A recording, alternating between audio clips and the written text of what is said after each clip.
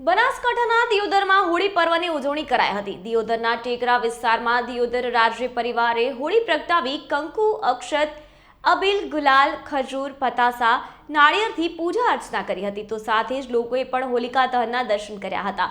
વર્ષોથી ટેકરા વિસ્તારમાં હોળીનું પૂજન અર્ચન દિયોદરના રાજવી પરિવાર દ્વારા કરવામાં આવે છે। ચંદ્ર ભગવાન કી જય। આજે ફાગણ સુદ પૂનમ અને હોળી આ ગુરુવારને દિવસે સાંજે નિશિત કાળે આ હોળીનું પ્રાગટ્ય કરવામાં આવ્યું। દિયોદરના રાજવી શ્રી કુમારસિંહજી વાઘેલા સાહેબના હાથે આજે હોળી પ્રગટાવવામાં આવી। આખું ગામ દિયોદર ભેગું થઈ હર્ષ ઉલ્લાસ સાથે હોળીનું પર્વ મનાવવામાં આવ્યું। જય શ્રી રામ। આ હોળીની પરંપરા વર્ષો જૂની પરંપરા જળવાઈ રહી છે।